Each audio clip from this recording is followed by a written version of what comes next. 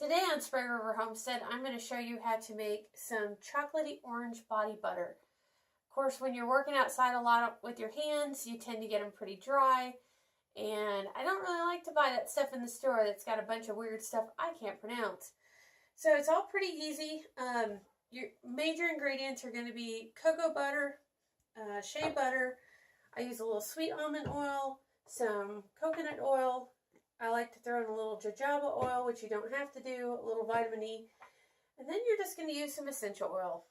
For this, to make the chocolatey orange, we're going to use sweet orange. So I get my oils from Bulk Apothecary. You can also get them from Amazon. I find the best price is over at Bulk Apothecary. So all you're going to do, we're going to use a cup of the cocoa butter. And we're just going to put our stove on very low. Because all you're trying to do is get this stuff to melt, not burn. Cocoa butter is very, very, very hard at room temperature. That's why you add the other oils in. Otherwise, you just won't get it to do anything. So we'll put that in there. And then I'm going to use about a half a cup of the shea butter. Part of the reason you use the shea butter with your cocoa butter is that it is much, much, much softer. So it'll allow you to actually whip this stuff up a little bit at the end. And if you are familiar at all with coconut oil, at about 80 degrees, depending on your coconut oil, it will go liquidy. So being a soft oil, we're going to add that in. And then I add just a quarter teaspoon of my vitamin E. Not a lot, you don't need a lot. And then I'm going to add a tablespoon of my sweet almond oil. Again, this is just because this stuff is always liquid. So this helps keep the butter from getting too hard and helps keep that cocoa butter especially from becoming a rock. Then I'm going to add just about half a tablespoon of the jojoba oil. Doesn't have to be precise. And as Cannon can probably show you down in there, it is already starting to melt together. It does not take this stuff much. Because I don't want to scratch my pan. I like to mix mine with little wooden sticks. I find that it coats wooden spoons too much. Especially if you're dealing with essential oils, then you get the oils in the wood. You don't really want that. So I like to pick up these cheap little popsicle sticks on occasion, craft sticks. You can get them at Walmart in the craft department, Michael's, Joann's, any of your craft stores. But I can just toss them out when I'm done. I think. Then you're just going to mix it together as it melts. So we'll come back in a minute after it's been melted down, and then we'll go on to our next step.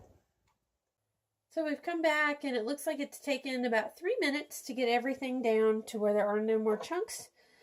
So what we're going to do now is turn your heat off. Go ahead and add your essential oils. And you're going to put about 20 to 40 drops in there.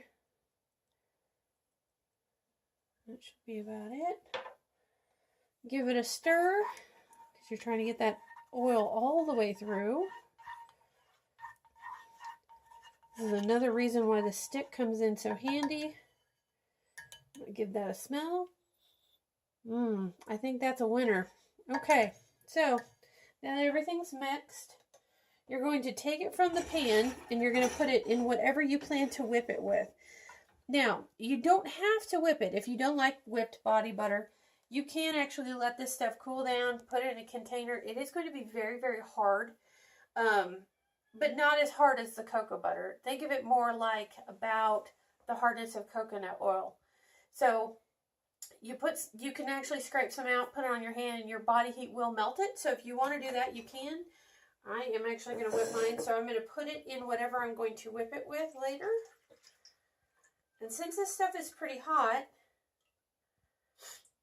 a lot of tutorials, when you see this stuff online, will tell you, now take it, put it in the freezer for 5 minutes, and then whip it. We don't do that.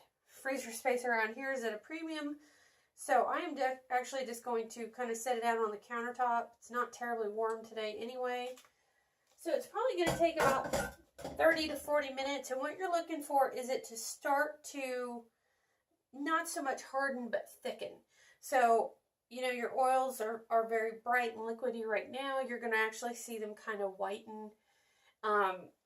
You don't want too many lumps. So if it does look like it's only cooling in spots, you just give it a stir. The hot oil will melt everything back down. So we're going to give this a little bit of time and then we're going to come back to it. Okay, so we've let it sit for a while. I actually got busy and did some other stuff, so this is set up a little bit more than I'd like it to be. But we're going to turn on the blender and see if we can't get it to whip up anyway.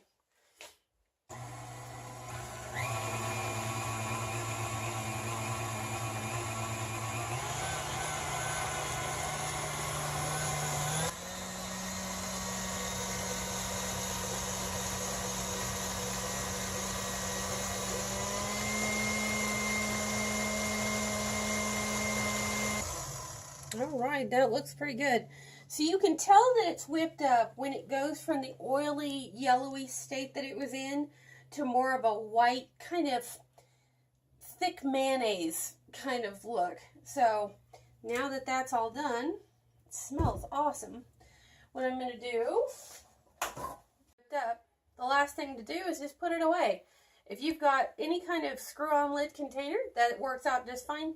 I have these cute little mini jelly jars that I like a lot, made from Ball. So you just unscrew the lid because it's just your normal canning jar, and then just scoop it on in there.